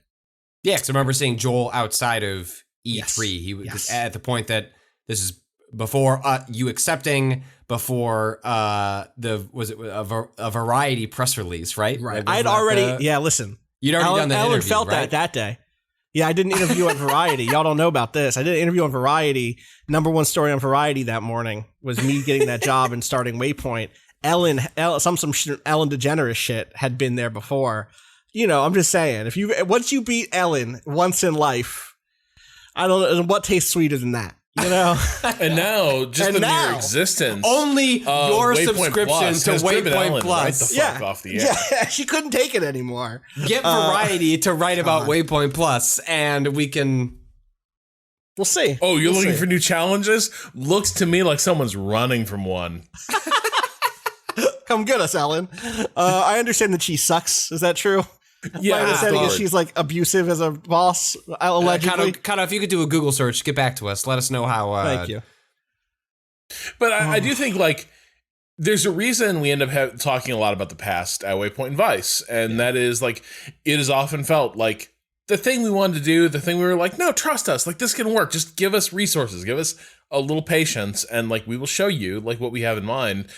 And for the most part, we never quite got that, right? It was always, there were too many stakeholders, too many masters involved in the entire story. And like being able to do this, at least finally gives us a chance to test the theory. And it will be a relief one way or another to know like, hey, were we always kind of barking up the wrong tree? Or like, were we right about like what we could have done if we just been allowed to be ourselves with our community? In some ways, it has felt that, you know, there has been a weird time delay on the things that we thought we would get to do. I should say actually the other way. One, we've gotten to do some really cool stuff here over the years. Yeah. There's no one on this who's been on our team who I haven't respected a great deal. There's no one who hasn't touched the work that we do and the voice that we have from individual freelancers all the way through Danielle, who used to be managing editor, to obviously Mike Diver, who was here before any of us. And they're both doing great work at Lad Bible and Fanbyte. Like, absolutely. I mean, it's 100%. Been amazing seeing them sort of spread their wings. Incredible. Obviously Danica and Natalie, like everybody who has passed through the halls, so to speak, has been someone who has left their mark here. So I don't want to undercut that. But what I do want to say is I do think a lot about like when we signed on for this, our eyes were maybe bigger than Vice's stomachs. And they yet told us, yeah, you can do Austin, a TV show. I'm going to be on HBO. Right. Totally. No. But what in the last year, we were able to do Reset and had a blast with Reset. We all got involved in Reset. We were able to like contribute to that in ways without it becoming our day jobs, which, you know, means you don't have a complete control, but what you do have is the ability to help shape something and tell stories with it. And you know, get to develop what that muscle looks like in terms of making connections and blah, blah, blah. And so in some ways I'm like, if that's the record, if that's the thing that's like, you know what, maybe we're just on delay. Maybe Waypoint begins now. That's an exciting energy to bring into it. You know, it didn't happen 3 years ago when we thought it was going to happen, but it's happening today. I'm happy about that. I'm happy y'all are here with us, and we'll see where it goes. Waypoint Plus. Also, we should probably get like a dope night, like After Dark beat for this as our theme. All right, Tumelo, if you're still listening. I bet we could reach out to Tumelo. I feel like one of our previous songs that we used, maybe it was a Waypoint. The thing is, we don't want to double dip on a Waypoints or Be Good and Rewatch. No, we're gonna need something new. We'll figure it out. I don't know, something groovy, electronic, I think, or maybe just outright jazzy. I'm torn. I'm down. Yeah, I think so. We have anything else? We have other business tonight? It's getting late. It's midnight here on the East Coast. It's almost time. For me to I get wasn't back sure what into this evil podcast was going to be. I was like looking on do Nextdoor you for have- like funny things to talk. Oh. I'm just gonna hold on. I'm just gonna Just gonna check on Nextdoor real quick. no, I already did. I'm gonna paste this. The laugh riot that is next door. Look. All right. So you're looking at an image. What do I got here? It's a paper bag on the right and a plastic like bag on the left, but the plastic bag seems like it was like tied. Yeah. Is that a brick of Coke? So Debbie, Yeah. 4 days ago says, "Hey, you forgot something. To whoever keeps leaving empty 40s in my front lawn for the past month, every Sunday morning, please have the decency to clean up after yourself. Please and thank you." Smiley face. 47 comments, 19 hearts. Debbie just wants you to... You expect me to Clean up. believe that you're not the person doing that, Patrick? No. Like- Well, 20 years Patrick, ago. oh yeah, a we could few have minutes ago we were talking about conversation, going on walks. What's he doing while going on those walks? Huh? Pounding a 40. What I like the consistency. That's what I liked about this post was just every empty 40s. Two of them, putting them in the bag every month for the past Sunday morning. That's just a place you want to be. Yeah. You're just like Fair. Debbie's yard. I want to know what's that. That's my question is like, what's going on in Debbie's yard that makes it so comfortable that just like at the end of that Saturday night, bleeding into Sunday morning, you're here. That's just a place you want to post up with your warm 40. Close it out. So, hey, Cobra? Hey, Patrick, let's make an epic night. Let's go over to Debbie's front yard and crush these 40s. Rob, when they build that Bears stadium 5 years from now, we're gonna find Debbie's yard, and I need those nights to happen. So the other thing, fingers crossed, who knows what the future holds for Waypoint Plus? Maybe this all gets scrapped, but if it doesn't, we might all be in New York soon. Yeah, and that's true. I have been frantically looking up, like, are those places we like to hang out, like, reopening? I don't know what we're going to do. Yeah. Let me tell you, the bowling place, it lives. Ooh, well, there you go. Yeah. So it'll be a good week in New York. So my version of Nextdoor is Quora. Okay. Quora. Yep. The website where smart people ask questions. Is that what their logo is? They have some really stupid logo, really bullshit logo. Here's one here. Question, and we can try to answer it. Is it possible to sue a company for lying that my order has been shipped while it did not? Is it? What do you think? I actually know the answer for this. Okay, so So they said it's shipped, but it hasn't. This is such a specific thing. How do you know the answer to that? Well, that's what I'm asking. How do you know that it hasn't shipped? Because it's like a trick question. You can sue someone for anything. Right. You can bring a lawsuit against someone for anything. We lived through Donald Trump. Like, you can sue them. But will it be dismissed? Correct. Sure, they did not ask, could you successfully sue someone? Correct. Yeah, no, you could definitely sue them. Correct. You will probably lose because of how they are a huge company and you're mad your Nikes didn't show up. But I bet you could get like what? A year into the process? I don't know. How much money do you have? If you have lawyer money like that, I feel like... How fast can you dismiss a suit? I don't know how fast. But you have to pay for the lawyer the whole time, presumably. Right? Like maybe you get that money back if you win. Like at what point does a lawyer get paid to address? I think it depends on the case. Depends on the case, right? Lawyers have different models, right. Like, but the sort of dirtbag lawyer who'd be like, "Yeah, I'll sue Amazon for saying the order is shipped when there's no evidence it left the warehouse until X time." That lawyer is getting cash up front for the time they're spending following the motion. Oh yeah, big time. They're not doing any sort of like, "Oh yeah, when we win this case against Amazon.com, we're definitely like, I'll only take 30% of those winnings." No, like cash on the barrelhead. I got an email like a week or two ago. You know, when you get those emails that are like, "Hey, you could be part of a settlement. Don't you want to be part of a settlement?" And I was like, "Yeah, of course I do." And so I don't know what it was for, but it was related to health insurance, something or another. And I'm like, you know what? I'm going to click the website. You know what? I'm supposed to be finishing a transcript. That's fine. I'm going to dedicate 20 minutes. I'm going to figure out what I'm owed.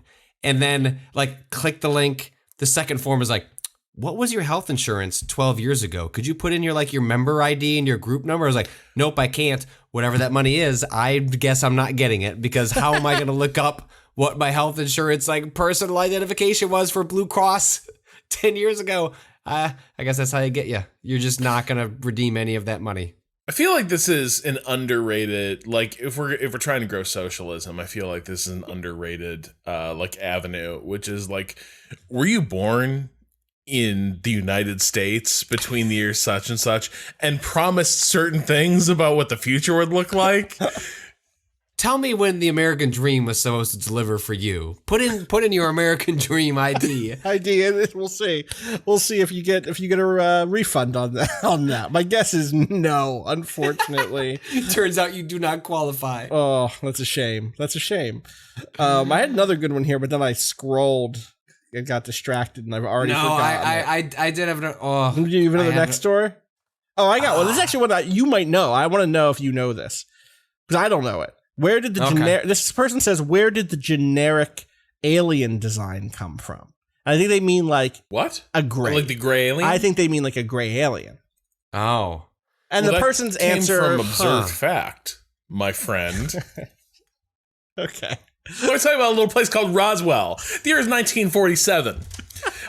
The nearby Air Force base of Vandenberg reports some sort of crashed weather balloon, but GIs on the ground see something very different, something that shakes them to their cores. It's a little gray man with big eyes, and that's where it comes from. History. There's an autopsy video of that, my friends. Oh my God, I know someone. I have to be careful as I tell this story.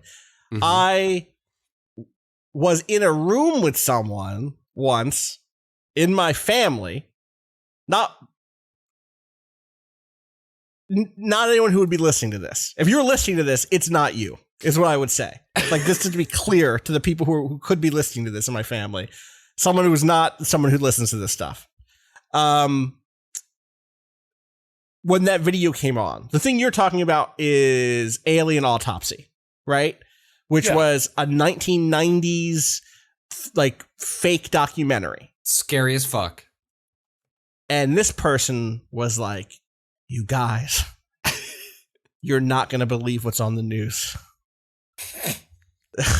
They found an alien. No, don't change the channel. They found an alien and they're doing an autopsy. Oh my God. Completely bought in, 100,000%, all the way bought in. And another person who I was with at the time and I looked at each other and were like, this is not real. This is not real. It was a rough one. Anyway, it looks I remember that video. It's like scary. It was scary. Yeah. Well, I mean, this is like before, like found footage, like or like a little before, you know, like Blair Witch and things like that, where it was like, oh, like a thing that's like filmed with a handy cam, you know, is spooky. I guess the dude who made Alien Autopsy claims that it was real. Sure. He said, okay, here's what he says. He says he obtained 22 reels of 16 millimeter film that depicted the autopsy of a real gray supposedly recovered from the 1947 incident in Roswell. However, in 2006, he announced that the film was not original, but instead was a reconstruction created after the original film was found to have degraded. He maintained that a real gray had been found and autopsied on camera in 1947, and the footage released to the public contained a percentage of the original footage. That tracks. I mean, that film degrades. Like, if that wasn't digitized in like a spirit scanner or something, then yeah, of course it would be lost. You'd have to reconstruct it. Fair. For the interest of history. Fair. Apparently, but here's the thing. Yeah. I had no idea that was the 1995 thing. Because I remember, do you ever play the second Tex Murphy game, Pandora Directive? Sorry, it's like the fourth. Pandora Directive is really fucking good. Like, Tex Murphy series had ups and downs. Pandora Directive was like, they fire on all cylinders. Yeah. But they have an alien autopsy thing. It's all tied to Roswell. But I was like, yeah, the alien autopsy video. Yeah, famous hoax video. It's been around for like 50 years. Ah. It was a year old? That's what you're telling me? Like, basically, that video was a year old. Mm-hmm. Yes, but it was presenting as if it was from 1940s. That's the whole thing. It's presenting as if it was an old a 50-year-old video at the time. So, apparently an 1891 novel, Meta, A Tale of the Future, was published by Kenneth Follingsby, in which the narrator encountered small, gray-skinned aliens with balloon-shaped heads. And then 2 years later, H.G. Wells presented a description of humanity's future in the article The Man of the Year Million, describing humans as having no mouths, noses, or hair, and with large heads. And in 1995, Wells depicted the Eloi, a civilized advanced branch of humanity in very similar terms. And then like 40 years later, there's another thing in which extraterrestrials wore clothes made of soft gray fabric and were short with bald heads and large dark gleaming eyes. The thing that the person who wrote the response on this Quora thing suggested was that like people hallucinate and are pulling from a similar generic structure when they do, of like, what's a human face look like? And one of the things humans have eyes. And so like if you're seeing things that are like enhanced or maybe closer to the true reality that's aligning with you as you trip, then maybe what you've seen is big eyes, stretched heads, bigger heads, color disappears, you're looking at gray, and so that becomes a possibility there. Also, same as it also be like a riff on the, what do they call what's the thing where people are awake while they're sleeping and then they see like nightmare people with awake when they're sleeping, night terrors? Well, yes, but like where you're hallucinating, where like you can't like it's the equivalent of like there are paintings from like like hundreds of years ago. Where, you're talking about night terrors. You're talking about night terrors, yeah. I feel like, but I feel like there's what's the one that sits on your chest? That's a night terror, isn't it? Yeah. Yeah, but like the head, like that specific one though, the one you can't breathe. Yeah, what is that called? Night hag? Night hag. Look, it's very sexist. We can all agree. Sleep paralysis. Sleep paralysis. That's what I meant. Yes. Yeah. Yes. But that's all rooted in the same thing. Where like they used to think, a demon is sitting on your chest, when actually like like your brain is fucked up. And it's still I used to get sleep paralysis all the fucking time before I got on that CPAP. Right. And let me tell you, a couple nights ago, I ended up just in my sleep pulling off the CPAP. That morning I had sleep paralysis and it fucking sucked. Dude. And like I'm like, give me that CPAP. I love my little mask friend, my little windy friend. Because it is not good to be sitting there being like, boy, sure wish I could breathe or move or let someone know that I can't move or breathe. Terrifying. About that. No, yeah, I'm glad you also have that and don't encounter sleep paralysis. But I totally believe, like, if I could instantiate, like, that feeling would be associated with like the night hag, I would just be like, fuck this. Yeah, absolutely. I'm never sleeping again. Sorry. That's it for me in sleep.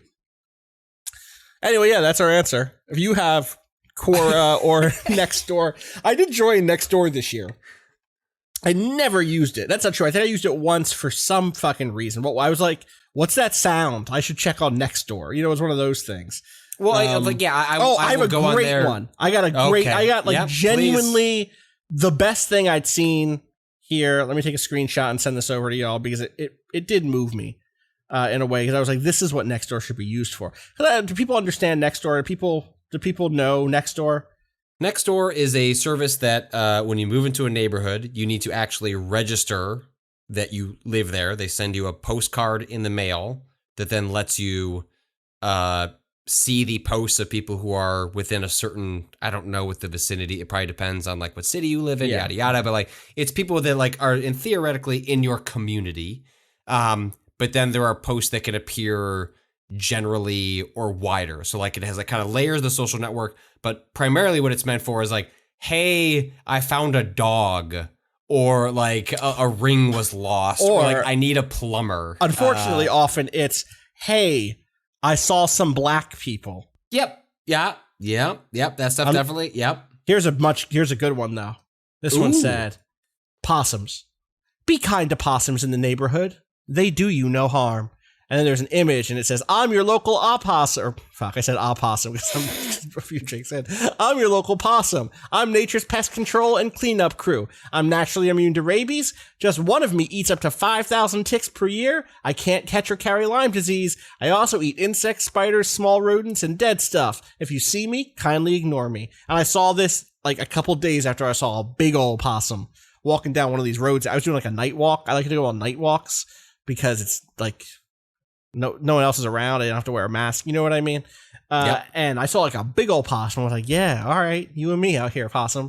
And then this came out like 2 days later. I guess I can't be sure I didn't make this Nextdoor post, consumed by my love of possums in the neighborhood. There's a lot of animal posts on Nextdoor, especially out here in the suburbs.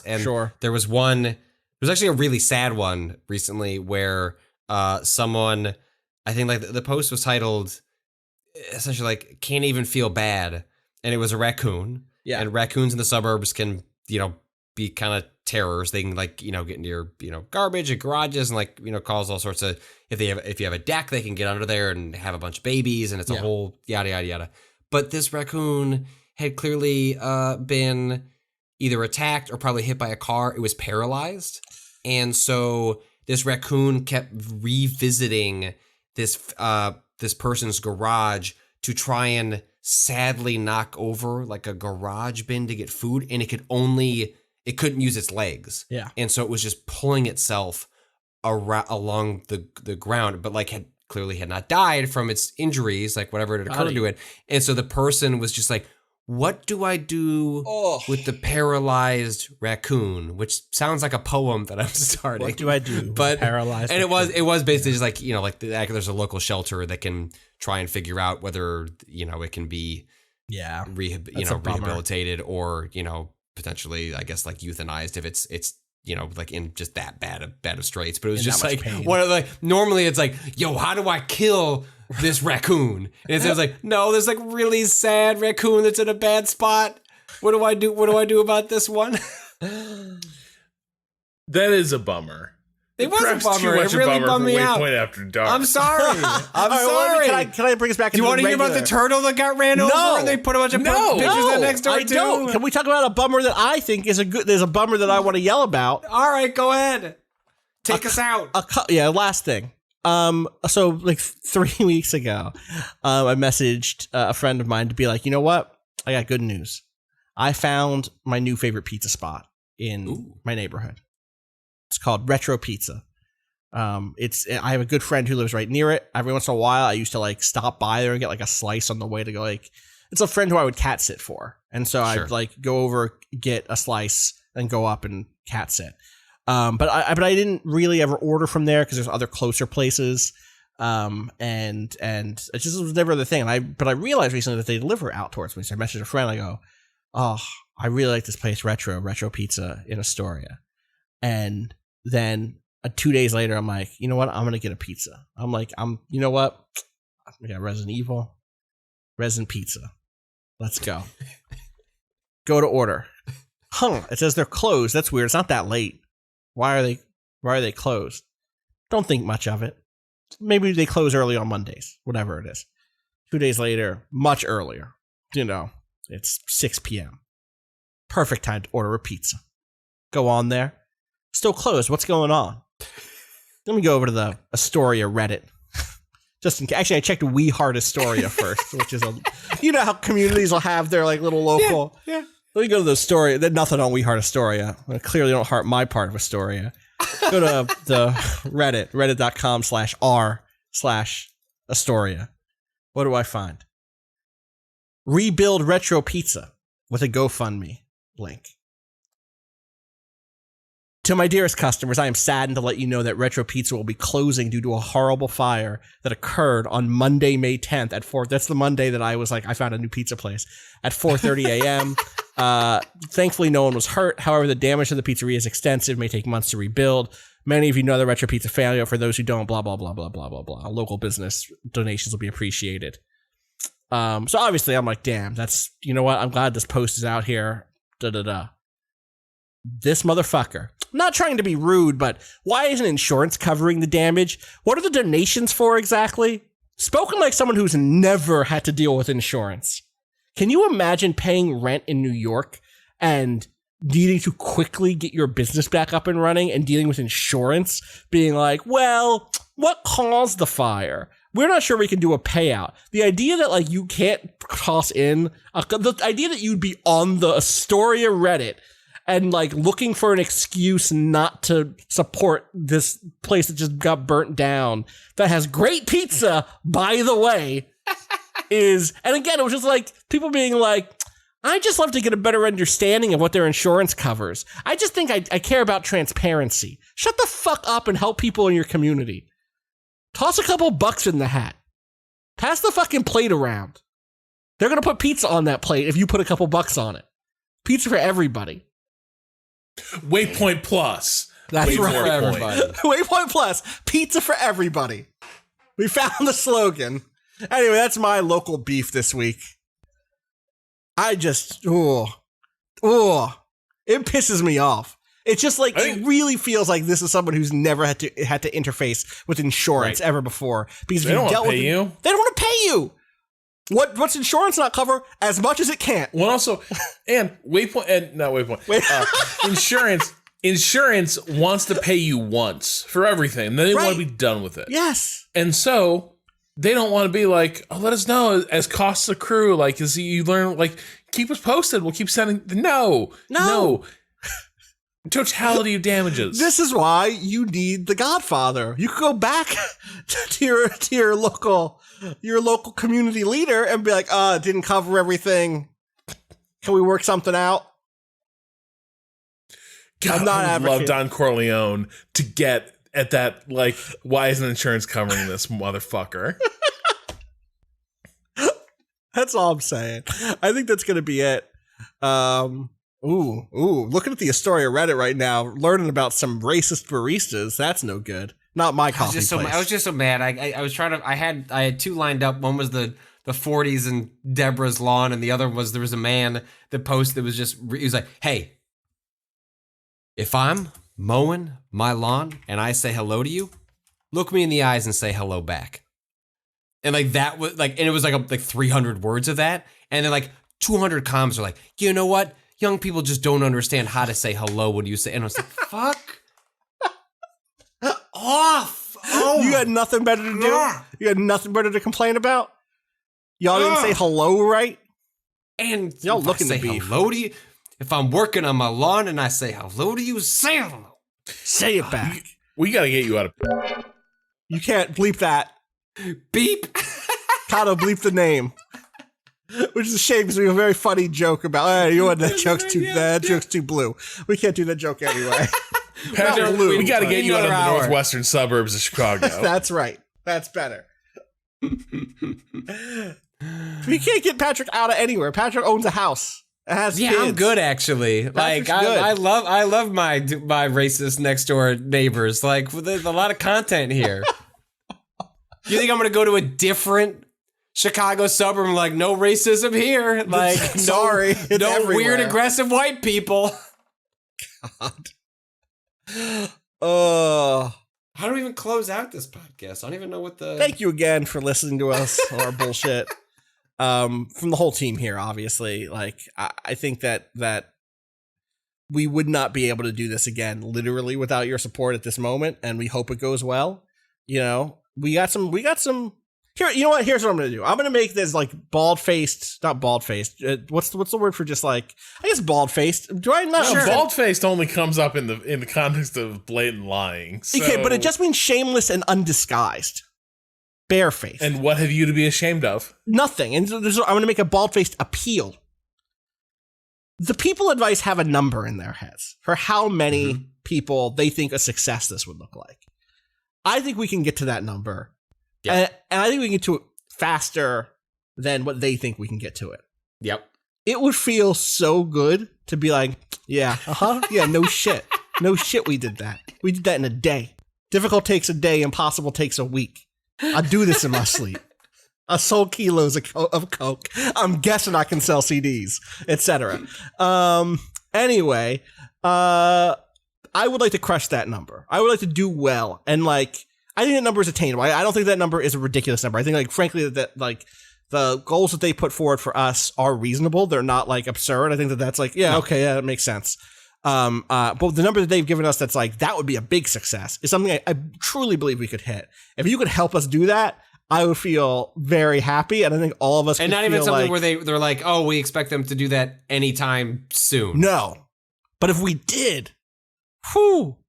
Think about how excited it would be for us to finally be able to go to that number and say, I quit. I have proved my point. How it works. To be clear, this isn't a Brewster's Million. Throw that money on the bed. This time Nancy will see I wasn't talking. Then I'm going to go out walking. Time to post on Nextdoor. That's not how it works. But it would be sick to like not throw it in their faces, but to say a little bit of like, we fucking told you so. Yeah, this community has had our backs for years, and y'all have been telling us for years. Can we give you $5? Is there a way to do t-shirt that? Is there or a t-shirt? Is there quite anything? Literally anything? Anything. And like finally there is. So this is again my like as open a plea as possible. Which I'm saying to people who maybe have already supported us. In which case I'm saying, tell your friends, bring us, come through, hang out. And you know, that would mean the world to us and would help us do something that we think is just cool. But don't and overstretch fun. your means, right? No, like absolutely. my salary doesn't change one way or the other, whether this is a success or a failure. So on one hand, if you want to see more of what we do, more of this bullshit, that's great. I also don't want to give the impression that like we're all going to lose our jobs if like this doesn't go. No. Listen, I would make that plea if real talk.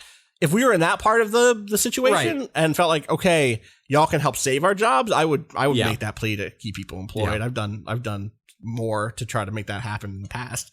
So yeah, just your support already means the world to us. And if you can go a little bit further and you have it in your budget right now, let us put this one in their face and say, look at what we did. And also let us have that bandwidth and give us that kind of that leash, where we get to run around a little bit, we get to explore a little bit, we get to try things that we previously wouldn't be able to try, or that we used to try and do, and let us go back to that. That's in some ways that's on us to make sure that what we make is exciting enough and fun enough for y'all. But hopefully you'll be in that fight with us, and it means the world that you've been part of it from the jump for as long. A lot of you have been here since day one, truly real ones. Day one. Kato is in that mix. Kato didn't know who the fuck any of us were before the Waypoint 72 hour stream. Started watching that. That's funny. Isn't that funny? And then from there became a community member, a moderator, and eventually joined the team. And I know a lot of other people have been with us in that way since day one, waving the flag through ups and downs, through big successes and fuck ups. Like, I don't think we have a perfect record. I know we don't have a perfect record. Those of you who stuck with us and who've both been there to push us to do better, and also to wave the flag and celebrate when we do really great stuff. It means the world to us that you've been with us like that. And people who are just joining up for the first time and who've just found something to get excited about recently, or like jumped on board because we had different people on, or because someone told you it was a good episode or whatever. Thank you so much for joining up. It's exciting to me to be going into our 5th year. I did not imagine it would have lasted this long, and it is it's a great reminder to me that things are rarely as open and shut as you can convince themselves. Or you convince yourself. How many times in Waypoint's history did I feel like we were winding down? And so to now feel like we're revving up is a great feeling. And thank you so much for being part of it. And we'll be back with more soon. We need a new outro for this because I don't even know where to point. This is early enough. People listening to this already found like everything they need. Yeah. Found the link. No, I think this should be free in that feed somehow if we can do it. I don't know if we can or not. We'll see. We'll figure it out. I think it might be vice.com/waypoint plus. Might be the address. But you'll know. They will. It'll be in the show notes. Okay. So that to share. If you're getting the show notes, if you haven't paid? I don't know. This is going to be on the member form. I know, but I don't know how you might be able to flip the switch to be like, this is a public post. Yeah, but like people still find where the public post is. Well, we'll have so a I think link. the whole thing will be moot. That's all I'm saying. I see. Is like, the people listening to this already know where it is. You know where it is. If you know, you know. They just have to guide other people. If you know, you know. Waypoint Plus, help me repair my local pizza place. No, actually, please. The money you give to Waypoint Plus will not be going to Retro Pizza. So, I mean, now it will make its way into the hands of fine purveyors of pizza in the greater nationwide, tri-state area. Honestly, each of us will put some of that money into pizza. Yeah, but it just might not rebuild that place. Correct.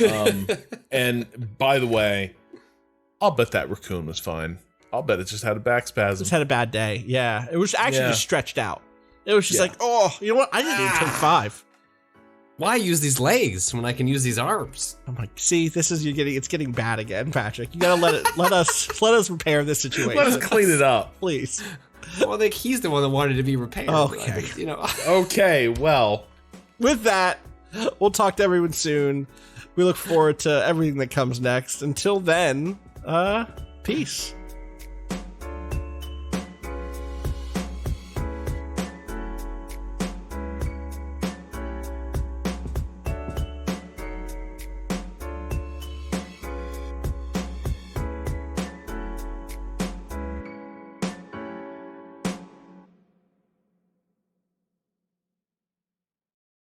Clean. Just a short hour and 46 minutes. Just a little baby. Just a little. 15-minute little add-ons to the that's all podcast experience. That's all it'll be. Don't worry about it. All right. This is a very promising Waypoint After Dark. It was. I like that energy. We should all just drop links to Kato at this point. I'm just gonna put a public Dropbox. Oh yeah, it's a good idea. Do that. And just paste that onto Twitter. Like I don't know. Don't do that. No.